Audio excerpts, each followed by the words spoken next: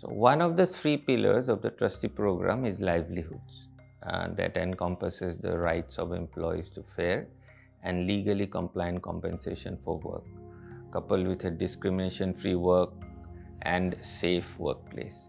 Now, the fundamental premise here is that all work is voluntary and is carried out with the full consent of the employees to the terms of employment.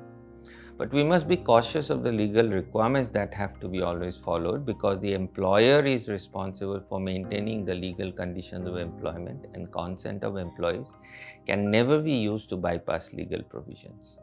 Now, two very crucial focus areas for the trustee program are protection of women from sexual harassment in any form and prohibition of employment of legally underage children that is not in conformance with legal provisions. It is crucial to have validated proof of wage for all employees. Equal wages for equal work and equality of treatment and equal facilities for both permanent and temporary employees is to be always ensured. The facilities for the employees must always be strictly in accordance with legal provisions, and the employer has to ensure he is keeping himself aware of the same, including any changes to the regulations. The state rules of the national laws are also to be strictly followed. Now, in order to ensure that the principles of natural justice is always provided to the employees, it is mandatory to set up grievance redressal mechanism for the employees that offers anonymity and allows them to make even oral submissions if they prefer to do so. The top management is accountable to review the successful functioning of such a system.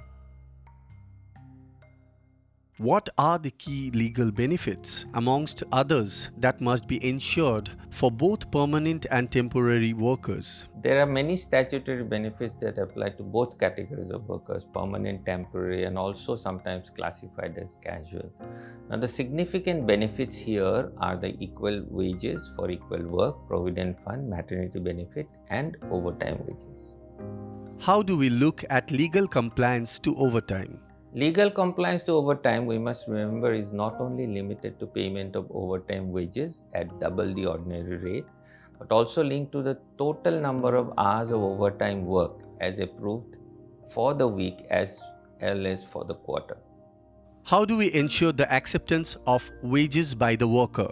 It is very essential for the employer to have the detailed wages with breakup indicated to the worker via a salary slip or a wage register and record the acceptance of the same. This is the only acceptable proof of consent to wages.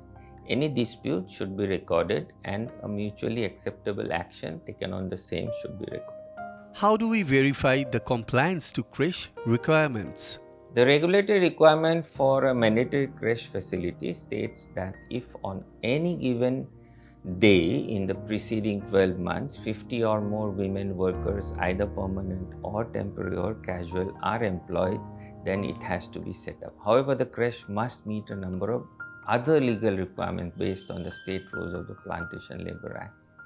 For the employer, it is necessary to be aware of and implement these rules while setting up the creche facility. Given the rule regarding minimum number of working days required by temporary female employees to avail maternity benefits, how can we verify management commitment and compliance to the requirement?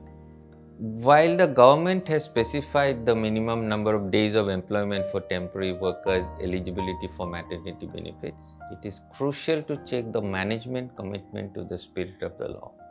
It is to be checked whether temporary female employees are being made to leave their job or are leaving their job just prior to completion of the stipulated eligibility period. Further, it is to be ensured that female recruits are not subjected to pregnancy tests prior to employment.